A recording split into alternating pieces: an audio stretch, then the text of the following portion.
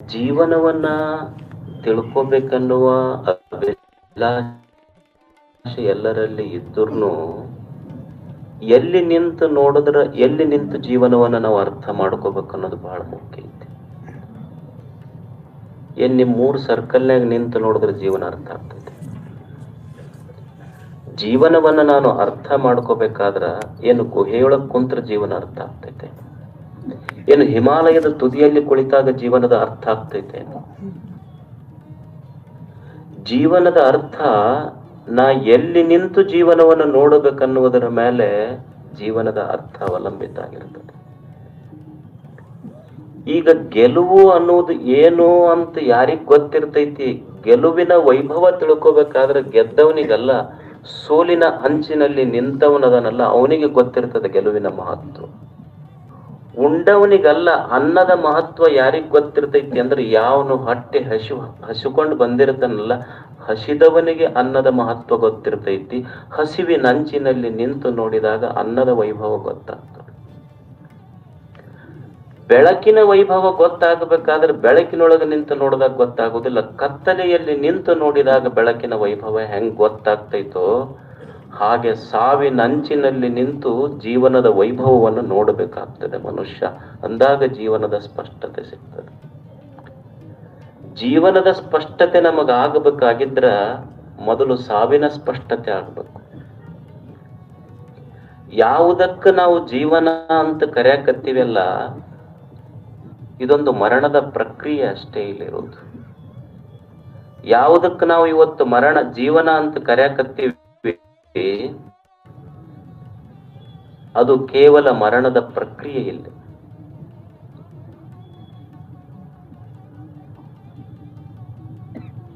ಯಾವುದಕ್ಕೆ ನಾವು ಜೀವನ ಅಂತ ಕರೆಯಕತ್ತೀವಿ ಅದು ಕೇವಲ ಮರಣದ ಪ್ರಕ್ರಿಯೆ. ಅಂದ್ರೆ ಎಂದ ಮನುಷ್ಯ ಹುಟ್ಟಿದ್ದಾನ, ಹುಟ್ಟಿದ ದಿವಸವೇ ಅವನ ಜೀವನ ಮರಣ. Death is written before date of birth. ನಾವು ಹುಟ್ಟಿದ ದಿನಾಂಕ ಹುಡುಕ್ತಿವಿಲ್ಲ, ನಮ್ಮ ಹುಟ್ಟಿದ ದಿನಾಂಕದಕ್ಕಿಂತ ಮೊದಲ ಸಾಯುವ ದಿನಾಂಕ ಬರದ ಆಮೇಲೆ ಹುಟ್ಟುವ ದಿನಾಂಕ ಬರ್ದಿರ್ತಾನ ದೇವರು. ಮತ್ತೆ ನಾವೆಲ್ಲ ಹುಟ್ಟು ಹಬ್ಬ ಅದು ಆಚರಣೆ ಮಾಡ್ಕೊಂತೀವಲ್ರಿ, ವರ್ಷದ್ದು, 50 ವರ್ಷದ್ದು, 60 ವರ್ಷದ್ದು. ಯಾಕ ಮನುಷ್ಯ ಹುಟ್ಟು ಹಬ್ಬ ಆಚರಣೆ ಮಾಡ್ಕೊಳ್ತಾನ ಅಂದ್ರ ಸಾವ್ ಅಂದ್ರ ಭಯ ಐತೆ ಅವನಿಗೆ. ಸಾವಿನ ಸ್ಮರಣೆ ತಪ್ಪಬೇಕಂತ ಹುಟ್ಟು ಹಬ್ಬ ಆಚರಣೆ ಮಾಡ್ಕೊಂತಾನ ಅಷ್ಟೆ. ಜೀವನ ಇದೊಂದು ಸಾವಿನ ಪ್ರಕ್ರಿಯೆ ಐತಿ. ಇಲ್ಲೆಲ್ಲ ಒಬ್ಬ ಬರ್ತಾನ, ಒಬ್ಬ ಹೋಗ್ತಿರ್ತಾನ. ಈ ಕಾಲೇಜ್ ಇರ್ತೈತಿ, ಕಾಲೇಜ್ ಹೊಸದಾಗಿ ಬರ್ತಿರ್ತಾರ ನೋಡ್ರಿ, ಅವ್ರಿಗೇನ್ ಮಾಡ್ತಾರ? ವೆಲ್ಕಮ್ ಪಾರ್ಟಿ ಇರ್ತೈತಿ. ಹಂಗ ಒಂದಿಷ್ಟು ಹುಡುಗರು ಬರ್ತಾರ, ಅವ್ರಿಗೆ ಒಂದಿಷ್ಟು ವೆಲ್ಕಮ್ ಮಾಡ್ತಾರ, ಹೋಗೋರಿಗೆ ಸೆಂಡ್ ಆಫ್ ಮಾಡ್ತಿರ್ತಾರ. ಈ ಜಗತ್ತಿನೊಳಗೆ ಬರೋವ್ರಿಗೆ ವೆಲ್ಕಮ್, ಹೋಗೋರಿಗೆ ಸೆಂಡ್ ಆಫ್. ಇದು ಪ್ರತಿನಿತ್ಯ ನಡೆದೈತಿ. Welcome, send off. ಈಗ ಹೊಸ ಶೋರೂಮ್ ಇರ್ತಾವ ನೋಡ್ರಿ ನೀವು, ಕಾರ್ ಗಾಡಿ ಅವೆಲ್ಲ. ಅವು ಹೊಸ ಕಾರ್ ಗಾಡಿಗೆಲ್ಲ ಮುಂದ್ ಫ್ರಂಟ್ ನಿಂದಿರ್ಸಿರ್ತಾರ. ಅವಕ್ಕ ಯಾವಕ್ಕ? ಹೊಸ ಕಾರ್ ಗಾಡಿಗಳಿಗೆ.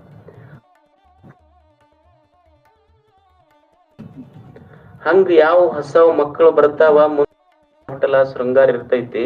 ಮುದುಕರಾಗಿದ್ದ ಕೇಳಾಕ್ ಬರ್ಲಿರ್ದಕ್ ಹಿಂದಕ್ ಕೊಟ್ಟಿಗೆಗ್ ಹೋಗದ್ಬಿಡ್ತಾರ. ಅವಕ್ಕೆ ಗ್ಯಾರೇಜ್ನಾಗ ಹೋಗದಂಗ ಅವಷ್ಟ.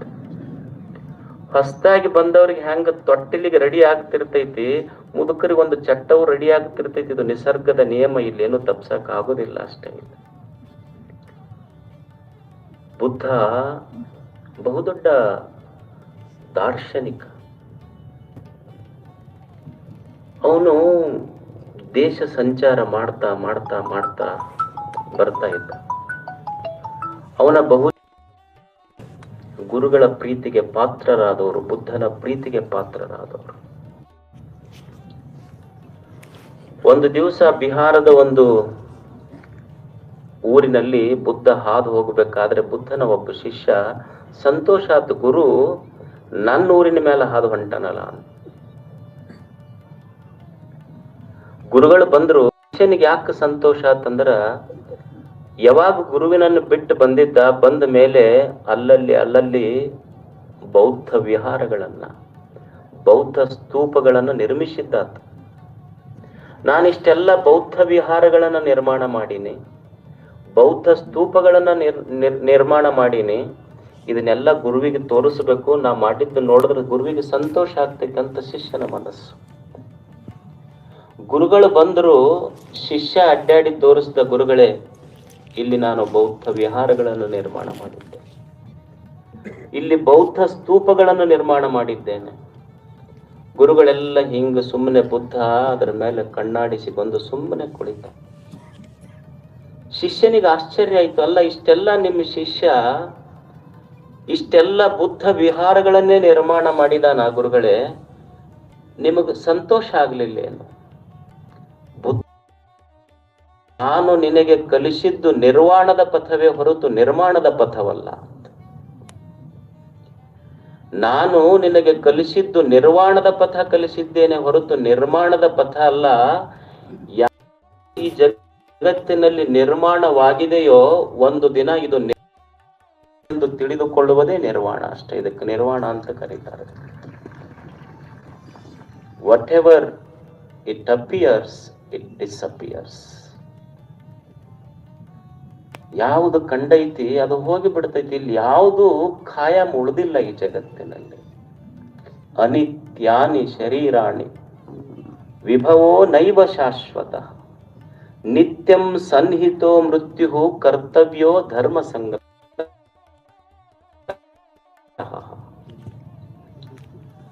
ಯಾವುದು ಖರೆ ಐತಿ ಇಲ್ಲಿ? ಸುಮ್ಮನೆ ಹಿಂಗೊಂದು ವಿಚಾರ ಮಾಡ್ರಿ.